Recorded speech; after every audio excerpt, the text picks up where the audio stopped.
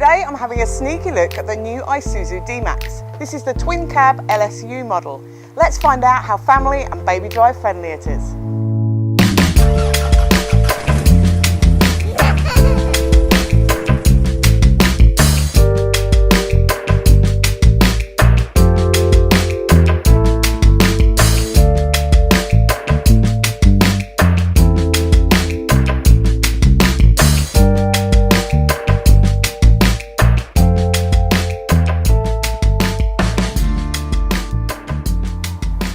The Isuzu D-Max, there are now Isofix in the outer two rear seats, which is fantastic. They didn't used to have them at all.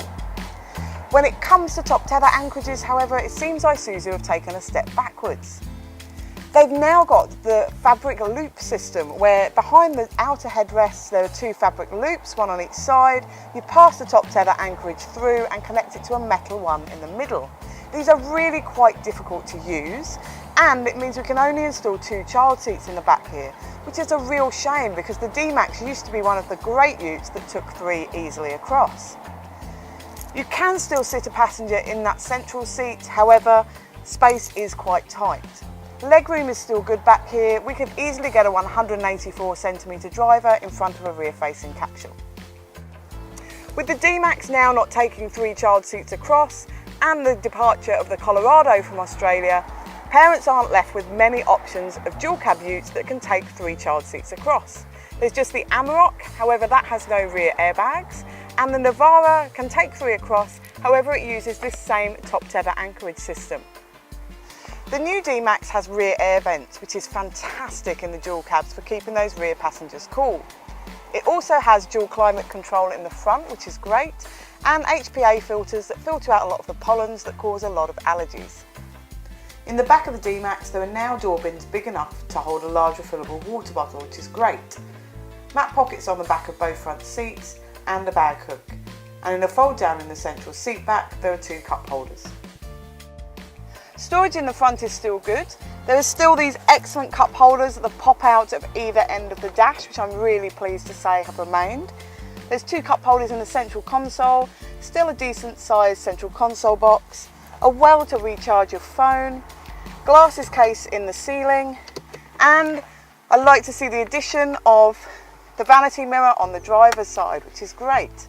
There's also the double glove box, and this little dash storage box now works properly. The door bins in the front do hold a large refillable water bottle, and there's space for your book or your iPad behind them. The new Isuzu D-Max is packed full of safety features, the kind I'd expect to find in a family SUV. It also has 8 airbags, one being a central airbag that comes up between the two front passengers so they don't knock their heads together in an accident. It's great to see so much safety being included into utes, especially now they're being used by families so much. Now the tray of the D-Max has increased in length ever so slightly, but it's likely to hold about the same amount as the previous model, around 30 shopping bags. I'm not going to be testing it today with prams and things like that. I am far too pregnant to be hopping up and down into the back here. However, I will test it in the full review in a few months' time. Now, it has increased in depth ever so slightly, so you might find it a little bit harder to reach over and into the bottom to get things out. I did get a quick half-hour drive in the D-Max and was amazed how light the steering is. The steering wheel is fully adjustable in and out and up and down now, and it feels really nice in your hands. The turning circle is even smaller in the new D-Max, which is something I'd already praised the previous model for, so manoeuvring and parking are made even easier. Around town it didn't feel too big on the road, and on the highway the lane keep assist was great and reliable. The engine was quiet, and when idling it was actually quieter than the Kia Carnival I was driving to this week. So good for getting little passengers to sleep. The media screen in the new D-Max is a 9-inch screen on the high-spec models and 7 inches on the rest. The inbuilt media system is basic and easy to navigate, and it now has CarPlay and Android Auto, which is fantastic. All models have reversing camera, and the higher spec models has front and rear sensors. So to sum up with the new D-Max, those new child seat anchor points really do make it less practical for families, only allowing them to install 2 child seats. Legroom is still good, and the increase in safety features and the new media system make it much more family friendly.